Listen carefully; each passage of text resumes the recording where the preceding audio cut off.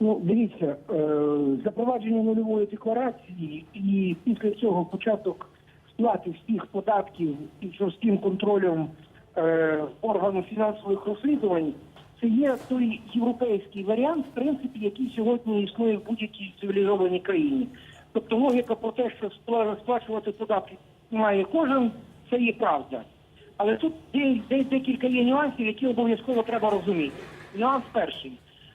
Амністія капіталів в Україні з точки зору власне команди Зеленського має пройти не безкоштовно.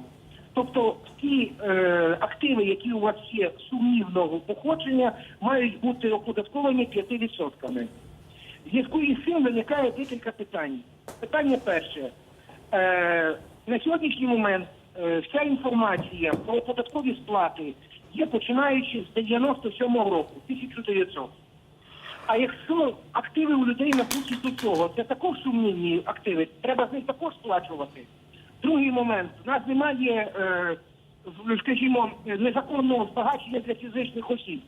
Тобто, з якого дива люди мають сплачувати якісь податки з активів, які не доказані, що вони є сумнівними. І хто буде доказувати, яким чином буде доказувати це.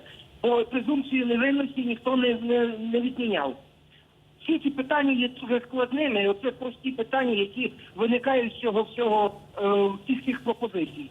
Ну і найголовніше, хочу нагадати, що наші кредитори дуже негативно відносяться до запровадження амністії капіталів в Україні. Вони бояться, що таким чином будуть легалізовані брудні гроші, які на сьогоднішній момент є в Україні і не тільки в Україні. Так що в даній ситуації треба буде серйозно говорити з кредиторами, щоб вони погодилися на такий спосіб легалізації капіталів. Ну і ще один економічний момент, який призабули під час виборчого процесу. Пам'ятаєте, до виборів команда Зеленського просувала тезу «Здай корупціонера, отримай 10% від вкрадених ним грошей». Зараз про це ніхто нічого не згадує. Чи реальна це схема і чи може бути вона запроваджена, не знаю, з економічної, з законодавчої точки зору в нашій державі?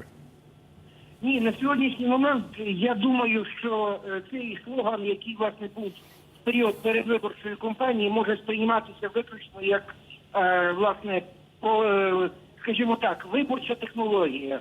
Тому що жодних будь-яких засад з приводу тих речей на сьогоднішній момент законодавчих немає. Ні в законі, ні, скажімо, в будь-яких інших нормативних документах такий механізм не прописаний і взагалі не зрозуміло, як він буде існувати.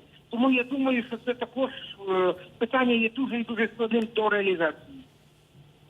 Почули вас. Дякуємо за коментар. Виконавчий директор економічного дискусійного клубу Олег Пензен був з нами на зв'язку.